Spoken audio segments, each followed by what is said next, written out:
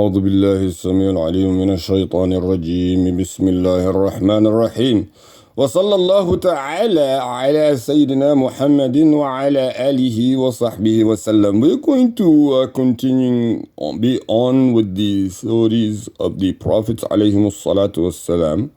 This shall be video number 14. We are encouraging everyone to go back and look at the prior videos referring to the Prophets alayhimu salatu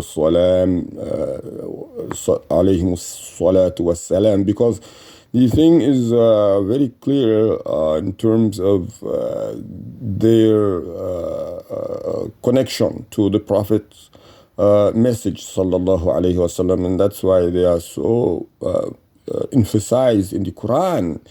The examples were given to our beloved sallallahu alayhi wasallam as means of informing and educating and disciplining and preparing. And if we neglect that, then we are neglecting what was given to him. So may Allah spare us from that and make us fearful of our own sins and make us only hopeful in him. Ameen.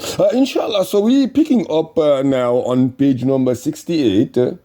We're going to continue from the bottom of the page. All were destroyed before they realized what was happening. And this is the punishment that Allah Ta'ala meted out to the people of Salih.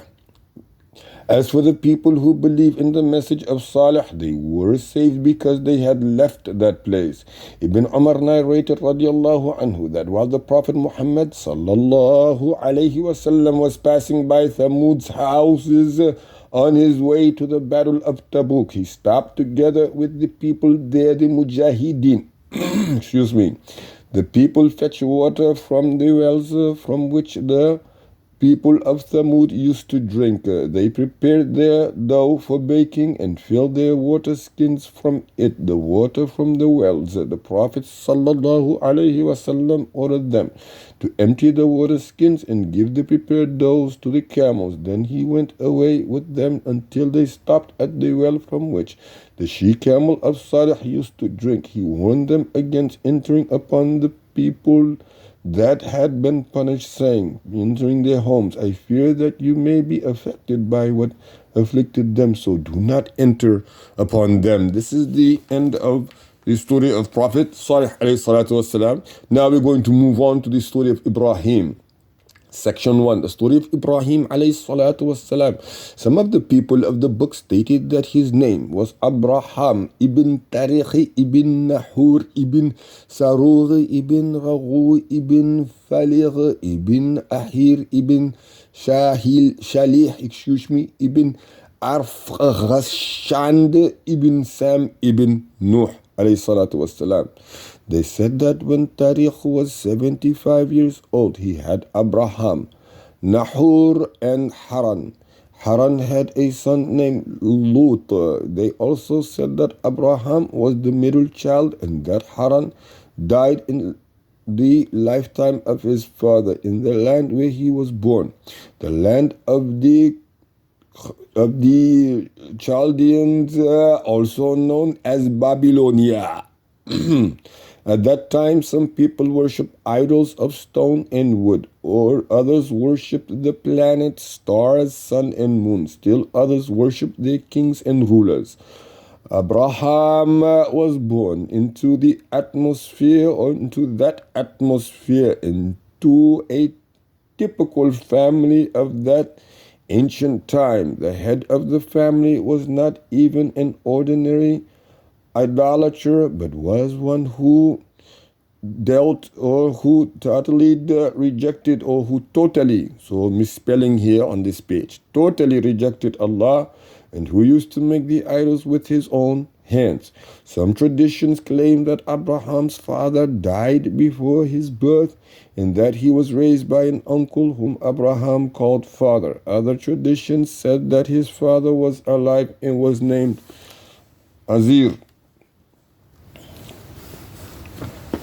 Azar, because that's actually what is in the Quran. And the Quran simply says his father Azar. Now, there are traditions saying that he was not his biological father, that he raised him. And I'm going to say Abraham is Ibrahim. So it was, again, the Arab tongue that says Ibrahim, but Abraham was the tongue in which, or pronunciation there is also. Okay, so he was born into the family destined to stand against his own family, against the entire system of his community. In brief, he stood against all kinds of polytheism. He was endowed with spiritual understanding from an early age. Allah Jalla Jalaluhu enlightened his heart and mind and gave him wisdom from childhood. Allah Jalla Jalaluhu stated, and indeed we bestowed aforetime on Abraham his portion of guidance, and we were well acquainted with him as to his belief in the oneness of Allah Jalla Jalaluhu. Surah number 21. Ayah number 51. During his entire childhood, Abraham realized that his father made strange statues. One day he asked him about what he had made. His father replied that he made statues of gods. Abraham was astonished and he spontaneously rejected the idea. Being a child, he played with such statues, sitting on their backs as people sit on the backs of donkeys and mules. One day his father saw him riding the statue of Marduk, and he became furious. He ordered his son not to play with it again. Abraham asked, "What is this statue, father?" It was big, with its big ears bigger than ours. His father answered, "It is Marduk, the god of gods." Son, these big ears show his deep knowledge. This made Abraham laugh. He was only 7 years old at that time. Years passed and Abraham grew. Since his childhood, his heart had been full of hatred for these idols. He could not understand how a sane person could make a statue and then worship what he had made.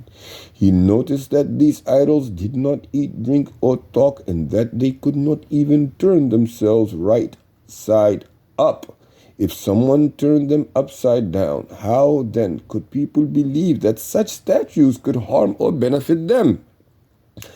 Abraham's people had a big temple full of idols, in the middle of which was a niche accommodating the biggest gods, which were of different kinds, qualities, and shapes. Abraham, who used to go to the temple with his father when he was a child, greatly despised all that wood and stone. What surprised him was the way his people behaved. When they entered the temple, they bowed and started to cry, begging and imploring their gods for help, as if the idols could hear or understand their request. At first, such a sight seemed funny to Abraham, but later he began to feel angry. Was it not astonishing that all those people could have been deceived? What added to the problem was that his father wanted him to be a priest in that when he was old enough. He wanted nothing more from his son that he revere those statues. This is what he wanted, that his son revere the statues. Yet Abraham never stopped displaying his hatred and dismay of them. One night Abraham left his house to go to a mountain. He walked alone in the dark until he chose a cave in the mountain, where he sat resting his back against the wall. He, alayhi salatu wassalam, again he is the second in Islam, looked at the sky. He had hardly seen it when he remembered that he was looking at planets and stars which were worshipped by some people on earth. His young heart was filled with tremendous pain. He considered what was beyond the moon, the stars, and the planets, and was astonished that these celestial bodies were worshipped by men when they had been created to worship. When they had been created to worship and obey their Creator, appearing and disappearing at his command. Therefore Abraham addressed his people who worshipped celestial bodies as Almighty Jalla Jalaluhu revealed. Thus did we show Abraham the kingdom of the heaven and the earth, that he be one of those who have faith with certainty. When the night covered him over with darkness, he saw a star. He said, This is my Lord. But when it set, he said, I like not those that set. When he saw the moon rising up to, he said, This is my Lord. But when it set, he said, Unless my Lord guides me, I shall surely be among the erring people. When he saw the sun rising up, he said, This is my Lord. This is greater. But when it set, he said, O my people, I am indeed free from all that you join as partners in worship with Allah Jalla Jalaluhu. Verily, I have turned my face towards him who has created the heavens and the earth. I have turned to the monotheism of Al-Islam, worshipping none other than Allah alone. And I am not of the mushrikeen, the polytheists, those who worship others and associate others with Jalla Jalaluhu. His people disputed with him. He said, Do you dispute with me concerning Allah? Well, he has guided me, and I fear not those whom you associate with Allah in worship. Nothing can happen to me except when my Lord wills, Jalla Jalaluhu, something to happen. My Lord comprehends in his knowledge all things. Will you not then remember? And how should I fear those whom you associate in worship with Allah, though they can neither benefit nor harm you, while you fear not that you have joined in worship with Allah Jalla Jalaluhu, things for which he has not sent down to you any authority.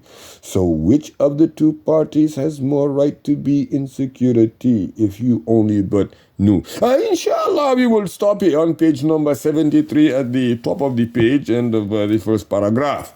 Subhanak Allahumma wa bihamdik wa tabarak asmu rabbik wa ta'ala jadduk wa la ilaha ghayruk wa la hawla wa la quwwata illa billahi al-ali al-azim.